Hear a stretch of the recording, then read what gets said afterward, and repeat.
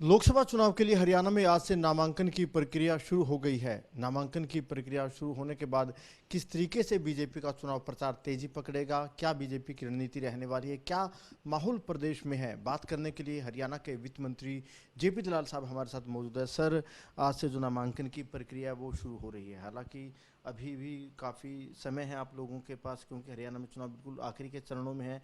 क्या माहौल फिलहाल आप प्रदेश में देखते हैं? लगता है जो आप दावा करते हैं कि 10 की 10 सीटों पर कमल खिलाएंगे, कमल खिला पाएंगे? निश्चित तौर पर हरियाणा की जनता ने मन बढ़ाया हुआ है कि 10 की 10 लोकसभा सीटें दे करके तीसरी बार मोदी जी को प्रधानमंत्री बनाना है।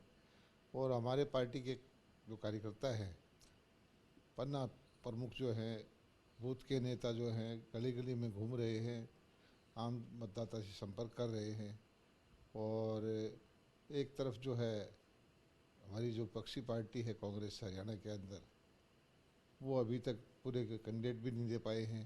आज नामांकन की प्रक्रिया शुरू हो चुकी है। इंद्रजीत जी आज नामांकन करेंगे, हमारे मुख्यमंत्री जी साथ होंगे। और दूसरी तरफ जो है कांग्रेस अभी तक अपने कैंडिडेट को ही ढूंढ रही है। कोई उसको गुड़गांव सीट से, कैंडिडेट की तो घोषणा कर दी, बस एक ही सीट बची हुई है। तो एक सीट पर भी अभी तक उसको 1 महीना हो गया है कि उसको कोई सूटेबल कैंडिडेट नहीं मिल रहा है या कोई चुनाव लड़ने को तैयार नहीं है। तो इससे लगता है कि कांग्रेस जो है खाना पूर्ति कर रही है। और उसको भी पता है कि हरियाणा के अंदर उसका खाता नहीं खुलने वाला। जो कांग्रेस की टिकटें आई, इन टिकटों के बाद क्या लगता है कितना कड़ा मुकाबला कांग्रेस बीजेपी को दे पाएगी? कांग्रेस तो दावा करते हैं कि हमारे उम्मीदवार बीजेपी के उम्मीदवारों से बेहतर उम्मीदवार है, हम 5-6 सीटें जीतेंगे, ऐसे दावे कांग्रेस के नेता कर रहे हैं। जब भी चुनाव होता है, चुनाव से 1 डेढ़ महीना पहले कांग्रेस ऐसा माहौल बना देती है, कंपनियां हायर करती है सोशल मीडिया पर, और भ्रम फैलाने की कोशिश करती है कि वो मुकाबले में है। रिजल्ट जो आते हैं उसको देख करके फिर कांग्रेस कई साल तक बिल्कुल जो सुप्त अवस्था में चली जाती है। आपने देखा होगा कि पिछले दिनों ऐसा माहौल बना दिया था कि छत्तीसगढ़ में, मध्य प्रदेश में, राजस्थान में कांग्रेस जीत जाएगी, और रिजल्ट आपके सामने है। यही माहौल हरियाणा के अंदर कांग्रेस करने की कोशिश कर रही है। धरातल पर कांग्रेस नहीं है, लेकिन मीडिया में या ऊपर सोशल मीडिया में एक बार इलेक्शन से पहले ज़रूर ऐसा माहौल पैदा करने की कोशिश करती है।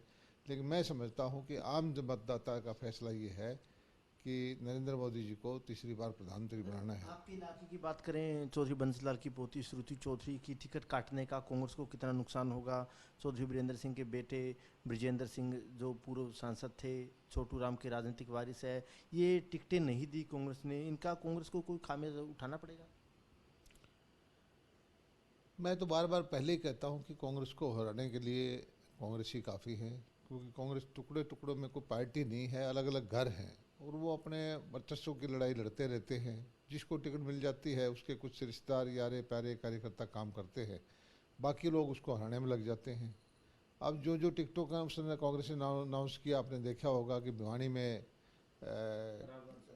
राव दान सिंह को टिकट मिली, श्रुति की टिकट कट गई, तो किरण जी ने कहा है कि हम वैसी ही मदद करेंगे रावदान सिंह की जैसी उसने श्रुति के लिए की थी।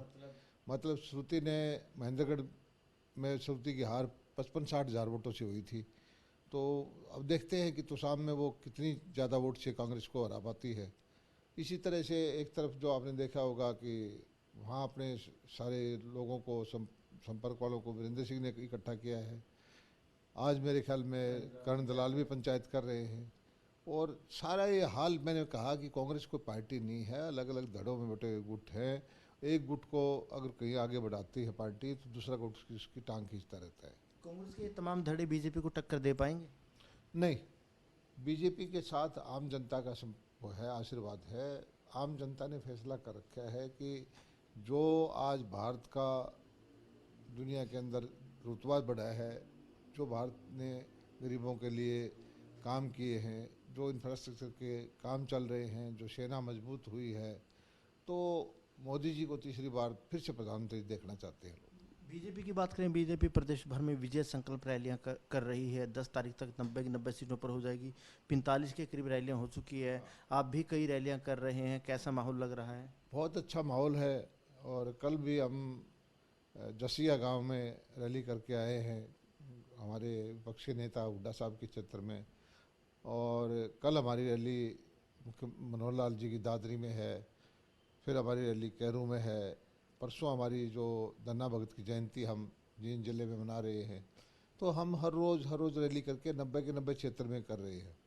कांग्रेस की प्रथा ये होती है कि 10-15 हलकों के 5-4 हज़ार आदमी इकट्ठे करके रैली करते हैं वो, लेकिन आम जनता में उसका कोई प्रभाव नहीं है। जेजेपी इनेलो का क्या रहेगा? कहीं मुकाबले में होंगे या आपस में ही तीसरे नंबर की लड़ाई लड़ेंगे या दूसरे नंबर की लड़ाई लड़ेंगे? इनको कैसे देखते हैं जेजेपी इनेलो को?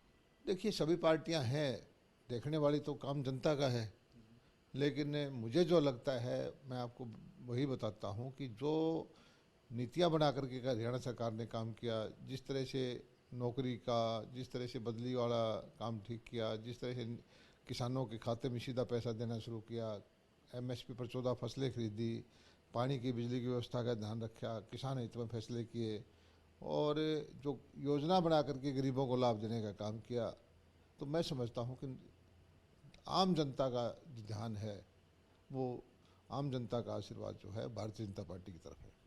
बिल्कुल, देखिए वित्त मंत्री दलाल साहब का यही कहना है कि बीजेपी सभी सीटों पर कमल खिलाएगी, वहीं कांग्रेस जो है धड़ों में बटी हुई है। धड़ों में बटी हुई कांग्रेस बीजेपी को कहीं भी मुकाबला नहीं दे सकती। कैमरामैन जस्सी के साथ अनिल मोर, खबरें अब तक, गुरुग्राम।